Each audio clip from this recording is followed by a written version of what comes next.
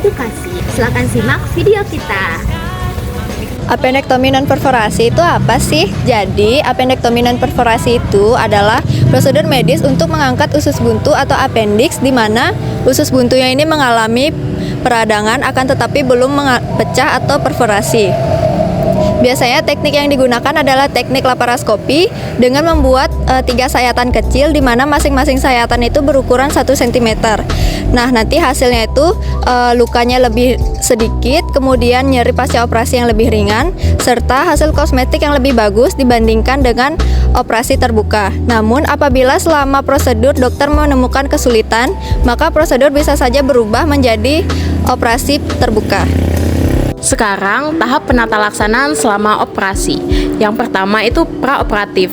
Yang dilakukan yaitu pemeriksaan penunjang, lalu yang kedua melakukan puasa, makanan dan minuman yang berasa atau makanan berat itu minimal dan maksimal 6-8 jam. Sedangkan untuk cairan bening atau air putih itu minimal 2 jam.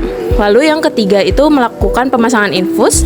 Yang keempat itu melakukan pengosongan kandung kemih. Dan yang kelima menandatangani inform consent bahwa Anda setuju untuk melakukan operasi. Tahapan yang kedua yaitu tahapan intraoperatif, di mana pada tahapan ini kita akan membahas 4 poin.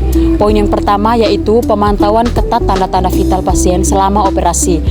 Poin yang kedua yaitu pemberian posisi dan juga sayatan pada pasien sebelum operasi dimulai. Poin yang ketiga yaitu pemberian obat anestesi intraoperatif pada pasien selama operasi.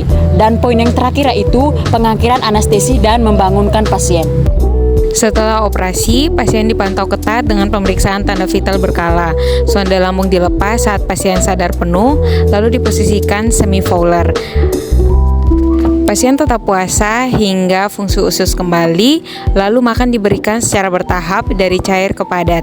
Aktivitas ditingkatkan perlahan. Hari pertama duduk tegak, hari kedua mulai berdiri dan berjalan ringan, hari ketujuh jahitan dilepas jika luka baik, dan pasien dapat dipulangkan dengan instruksi perawatan lanjutan. Baik, di sini saya akan menjelaskan tentang apa itu kecemasan. Kecemasan adalah suatu reaksi emosional yang terjadi akibat adanya perasaan tidak aman, takut atau khawatir terhadap sesuatu yang mengancam, baik itu nyata maupun tidak nyata. Baik, di sini saya akan menjelaskan dampak dari kecemasan. Yang pertama, peningkatan stres fisiologis. Yang kedua, gangguan induksi dan pemeliharaan anestesi. Yang ketiga, peningkatan kebutuhan nyeri dan nyeri pasca operasi. Baik teman-teman, untuk dampak yang keempat yaitu komplikasi perioperatif, di mana tekanan darah naik, detak jantung lebih cepat yang menyebabkan aritmia selama operasi. Untuk dampak yang kelima yaitu pemulihan lebih lambat, dan yang terakhir yaitu komplikasi atau dampak psikologis.